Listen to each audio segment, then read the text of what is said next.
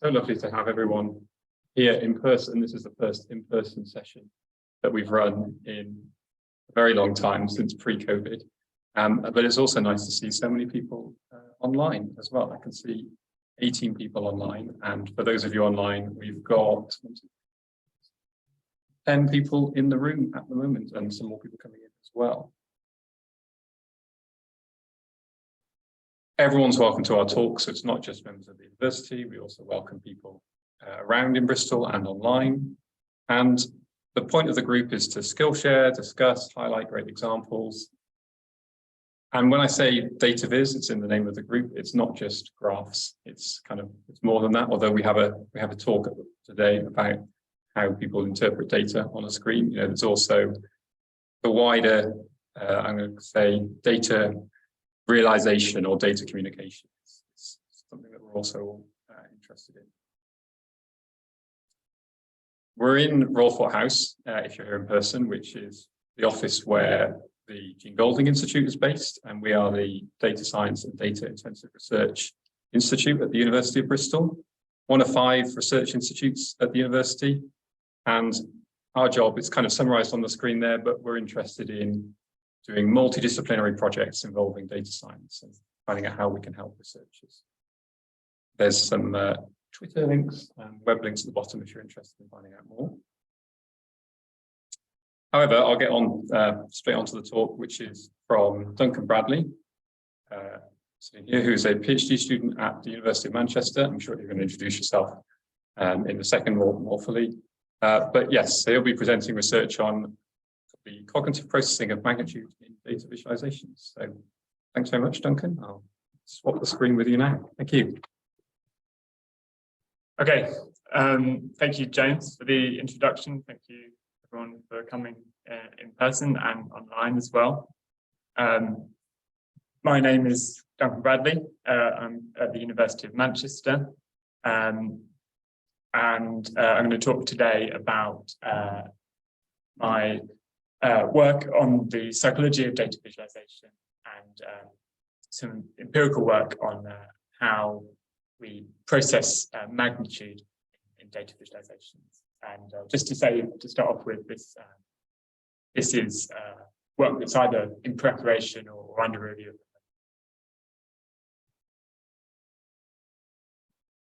So data visualizations work by encoding values using visual features.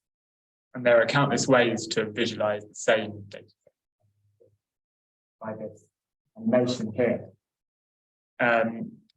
But some choices can result in misleading charts. Like if you use 8 bananas to represent 16 bananas, because 1 banana represents 2 of the fruit.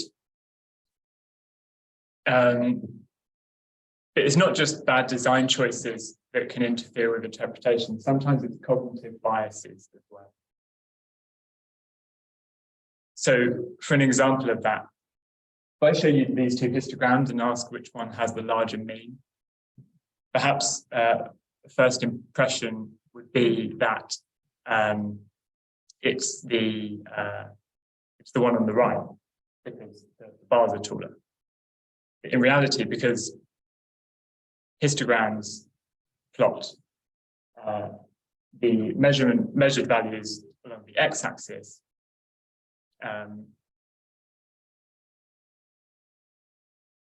then these 2 have the same overall mean value. If you wanted to have the larger mean value on the one on the right, you'd see something like this instead. So there's a sort of cognitive bias going on here that these authors identified. And we can take another example as well. If you think about bar charts that depict average, we just consider 1 bar to start off with, and you ask people which of these 2 data points is most likely to have come from the population that results in this average displayed in the bar. Lots of people will suggest that the point that occurs within the bar is more likely to have produced that average bar rather than the one above, even though they're actually coming from exactly the same distance away from the mean. And this is known as the within bar bias. And that's why I think it's important to study cognitive processing with regard to data visualization. It's not just deliberate deception and improper designs that are the issues when it comes to processing. And I'd like to suggest that misleading charts and ineffective charts are united by the fact that they both don't take into account cognitive processing. So this is why I study cognitive processes and try and answer the question, how is data comprehended? And then hopefully from this, we can start to work out what might mislead people, what can result in effective communication. And this involves using techniques from experimental psychology, using careful experimental design, highly controlled stimuli, multiple observations, and appropriate statistical analysis as well. So why do we need to do this? Why don't we just ask people what they like? So this graphic comes from a paper that came out in the 90s, where a group of researchers asked clinicians to perform some tasks with data, and they gave them 4 different displays with exactly the same data. And they measured the number of correct decisions they made. So there's data there in a table, data in a pie chart, data in a bar graph, and data in an icon array, all exactly the same data, but displayed differently. And it was found that the icon arrays were the most accurate, but 0 out of the 34 participants in the study preferred this method of displaying data. And 8 expressed what the authors call considerable contempt. I can imagine you can work out what that might involve. So that's why we use these experimental techniques. So one design choice that is often made when designing a graph is deciding on the axis range. So here's a simple chart showing the relationship between hours spent studying and final test score. There's a nice big increase with an increase in the time spent studying. We can also show this chart with the y-axis starting at 0 and ending at 100, which shows a much shallower gradient. It's obviously exactly the same data displayed here. And studies have found that if you manipulate the y-axis like this, people's impressions of the data broadly reflect what is being displayed. So if it looks like there's a big difference between values, people will conclude that there is a big difference. And if it looks like there's not, then people will conclude that there's only a small difference. So this has led some people to produce graphics like this, which on first impression, it looks like a truncated y-axis where the data doesn't, or the axis doesn't start at 0. It's just as likely to occur, just as likely to mislead people than one which is not truncated. Until you notice that the axis starts at 98 down there. So actually 99% of the time they're suggesting that people are misled by this truncated y-axis. But I think the story is not actually as simple as that, because if we look at this plot of average global temperature by year, we're doing what's been suggested here, and we're not truncating the y-axis, it's starting at 0. But what this does is it doesn't really take into account the meaning of this, and it doesn't really show the appropriate context for assessing global temperature, which is actually that a small increase in temperature, when you consider it on a large scale, is actually really meaningful and really important difference. So this chart on the right is a better display of the change in global temperature, even though it's got this truncated y-axis. So if we revisit this graphic that likes to pop up again on Twitter, then it doesn't really seem that it's 99% of the time the axis truncated is misleading people, and that really just depends on what the appropriate axis is for the data, whether it's going to be misleading or not. So perhaps a better graphic is this. So just to summarize that research, the axis range, changing the axis range influences interpretations of the magnitude of the differences between values. And that occurs for both line charts and for bar charts as well. And it doesn't seem to be eliminated by warnings. If you tell people about the issues with truncation, with axis range, it doesn't really seem to make this effect go away.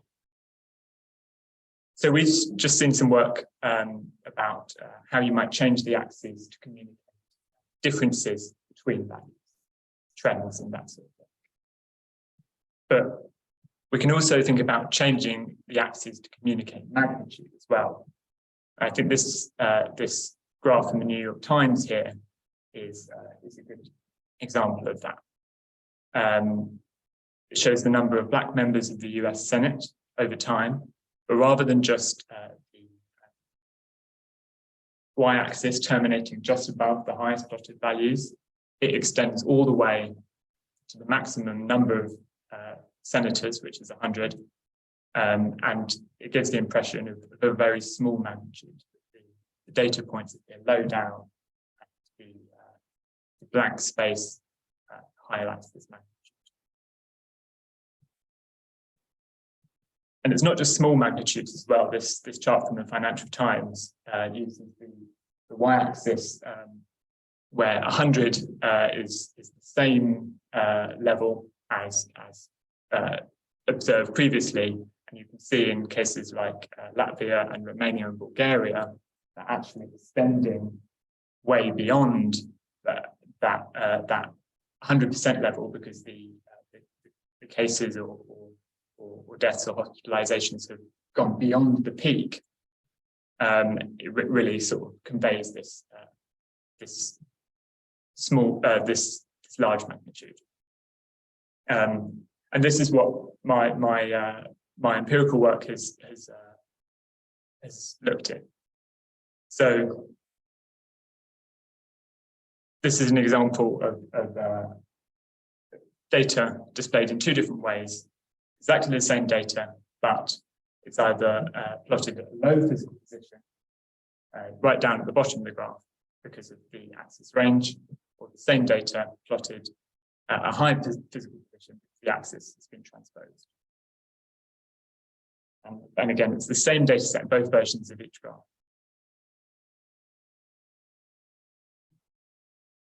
So we asked, how are interpretations of magnitude affected by axis range? And we showed people the two versions of each graph over 40 experimental trials. We collected participants' data using, recruited them by Prolific, 150 participants in total. And they were asked to assess these various scenarios involving some sort of risk. So here's an example of a trial of participants. So they were asked to consider the risk of experiencing heavy rainfall on their trip. And the 3 data points represent 3 particular days that they might go camping, and they're asked in this first Likert scale, if you camp on one of these days, what is the chance you experience heavy rainfall? So they're being asked to rate the magnitude of the data points. They're also asked to rate the severity of the consequences, how bad it would be. But for the purposes of this talk, I'll just talk about their ratings of the magnitude of the data points. So we pre-registered our hypotheses and our analysis plan. And broadly, we predicted that when data points were presented high up, then it would result in judgments of greater magnitude compared to when they're presented low down, even though it's the same data points being displayed. And we analyzed this with cumulative link mixed effects models, which are a type of model appropriate for Likert scale data. If you analyze Likert scale data with a metric model that assumes that each of the points has an equal distance between them, it can result in sort of sometimes spurious findings. So a cumulative link mixed effects model analysis doesn't make this assumption. I use this package to identify the most complex random effect structures that will converge and then remove those which aren't contributing to explaining variance in ratings. So this here is a visualization of the data from this experiment. So I'll remind you of the Likert scale here. So the red and the orange are representing impressions of large magnitudes, and then down on the left side, the greens are representing small magnitudes. So if we look at data points at high positions, we see that there's a larger proportion of values associated with greater magnitudes when the data points are presented high up, and there's a larger proportion of values associated with smaller magnitudes when the data are presented low down. And when we model this, we see the same effect. Data points presented high up in a graph are associated with higher magnitudes than data points presented low down. And this is a statistically significant effect. So what's driving this effect? There's actually two cues to magnitude here in these graphs. One of them is that it's just the absolute position of data points. When they're presented high up, people associate things that are high up with more. And it's the position in physical space that's providing this cue to magnitude. But there's actually another cue as well, which is the relative position of the data points when you consider them in the context of the axis. So it's their position relative to other values along the axis. So these data points aren't just high up, but they're higher than other possible values that could appear in the chart. Or the ones on the right are lower than other possible values that could appear. But we obviously can't differentiate these two explanations. So what we did here is we introduced inverted charts, where you still have data points that are high up and low down. But now you have this distinction where the data points that are low down, actually the values are higher than the other plausible values. So we can help to differentiate these two possible explanations for what's driving this effect. And that's what we did in experiment 2. We manipulated the physical position as before, but also manipulated the axis orientation. There was 120 participants in 24 trials. So we'd expect if absolute position is really what's driving this impression of magnitude, we'd expect there to be no interaction. Regardless of the orientation, we'd expect data points that are high up to be associated with high values, data points that are low down to be associated with low values. We'd expect a crossover if relative position is what's driving this effect. So here's what we found for the conventional orientation. Same results as before, where there's a larger proportion of ratings at the high end of the scale associated with high magnitudes, the data points that are presented high, and the opposite, the data points that are presented low down.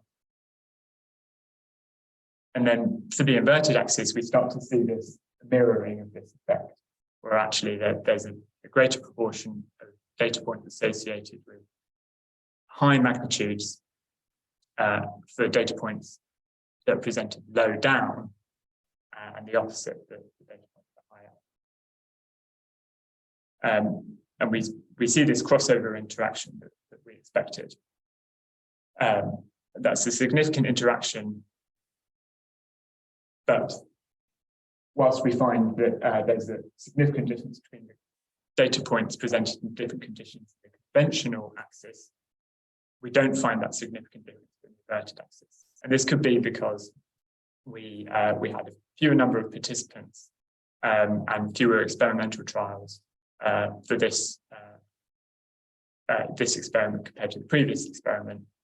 So in order to work out whether this is a genuine effect, we replicated experiment 1, but we're using just inverted axis again, so the same number, larger number of trials, just to see whether experiment 1 and experiment 1 with conventional axes, and experiment 3 with inverted axes, whether when you have the same amount of data, you still see these effects coming out. So to remind you, at the top there is the data from experiment 2. In experiment 3, we see a much stronger version of the same results. And then when we model it, we see this come out, and there's a significant difference. So going back to this question before, what's driving this effect? Is it just the way that the data points appear, or is it the axis range that's causing people to make this judgment? And it seems that relative position is the explanation for why this is occurring. So that people are paying attention in a way to some sort of implicit context provided by the axis range. So there are a couple of issues with this in terms of applying it to the way that people really design data visualization. And I think that the biggest one is the axis limits here were arbitrary. There wasn't any real sort of reason to set the axis limits the way we did, other than to make data points appear large and small. And the second is that we only used risk scenarios. We only asked people to assess the data about risks, which we already know sort of cause people to be biased in the way they think.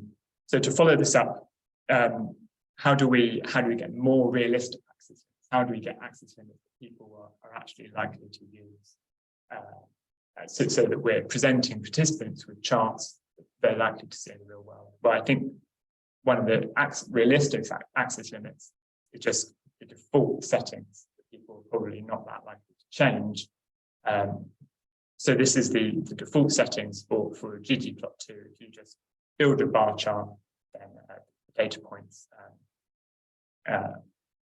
are displayed like this. Whereas if you put in a custom upper limit with just a single line of code, the data points, exactly the same data points, appear very different. So here I think we've got more realistic axis limits. So we can say that the one on the left is truncated, whereas the one on the right is extended. It's not the same truncation as before with the 0 being cut off, but we cut it off from the top, so that we're not displaying any values above those, even if those values could have occurred. And we used a wider range of scenarios. With 150 participants, 32 experimental items. So this is what we asked people to look at. So they were told in both the truncated and extended charts that there was a denominator supplied, which was telling how many in each group there could have been how many could have been observed versus how many actually were observed, which is obviously what's displayed here. So there could have been 400 in online yoga class A, but we actually only observed maybe 75 or 76 people saying that they felt more flexible. and they were asked to rate how effective the yoga classes were overall in this example. So they're asked to sort of make a broad judgment about the data, which essentially reflects the map. So in this case, with the yoga classes, if not many people say they feel more flexible after the class, then that's less effective than if lots of people say that they felt more flexible. So here's our two versions of the stimuli again. And here's what we observed. So each of these data points represents a rating on the scale. So we see this bimodal distribution because the data that we presented had this bimodal distribution. But what we do see is that there's a sort of heavier tail towards the low magnitude end, where people were given ratings of smaller magnitudes, the data points presented in the sort of extended range condition where they're made to appear small in the context. And we also see over here, there's a sort of greater proportion of people giving very high magnitude ratings when the data points are made to appear as if they're large.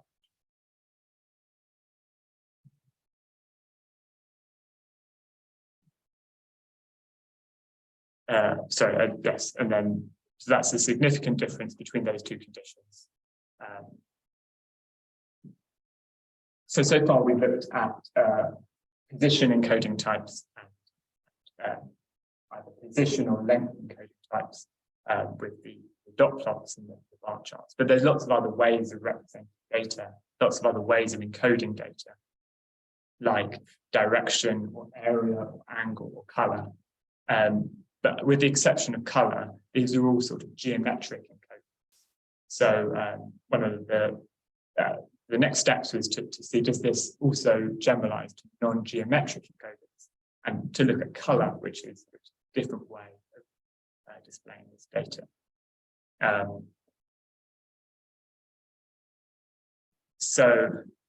Here's an example of how you might do this. So this map is showing the amount of support for a federal ban on abortion in different states in the US. Whereas this chart might normally be designed to show the differences between different states.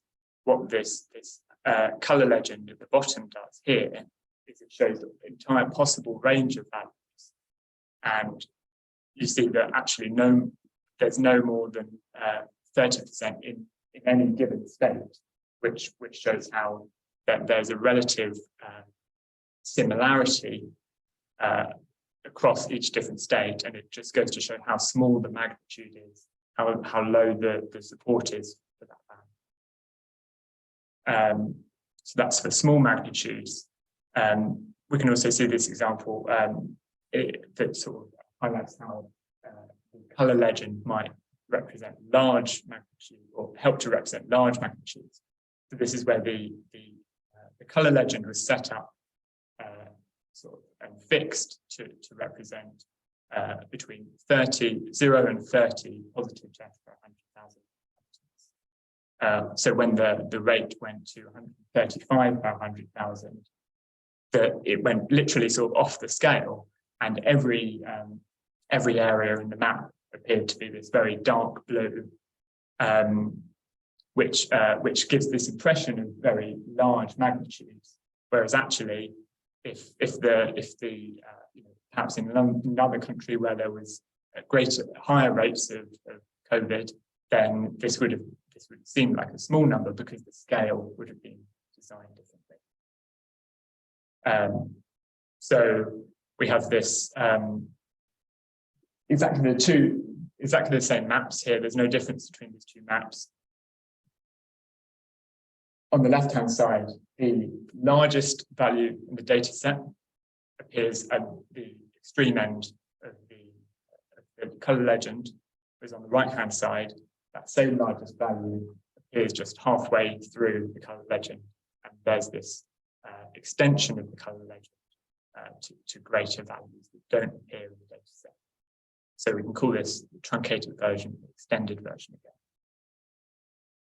So we ran this experiment with 160 participants and 48 experimental trials each. And we were asking them to assess its data as if it was pollution data, and to assess, if you saw a map like this, how urgently do you think pollution should be dealt with in these regions? And then we could compare how they respond to the truncated version, extended version. So this is what they saw. This map shows the levels of a certain type of pollution, 4 geographic regions. And they're asked, how urgently should pollution levels in these regions be addressed? And they respond on the scale according to what they think the data shows. So we've got our 2 versions here. And distribution of valency ratings is quite stark here, where if you show if the data appears such that it's the largest in the scale, then it appears large to people. Whereas if it's not there, if it's sort of just in the middle of the scale, then people don't see it as representing a higher magnitude. They don't rate it as urgent. And that's a statistically significant difference. So if this seems familiar, it may be because it is. We talk in psychology about framing effects, about the idea of presenting information in different contexts, and that context providing some sort of influence on the way that information is interpreted. So the surrounding context has an effect on the takeaway message. A sort of visual analog of this is the Ebbinghaus loop, where the same information, the same visual information, these 2 orange circles, appear different to someone depending on the context that surrounds them. And we have this in language as well.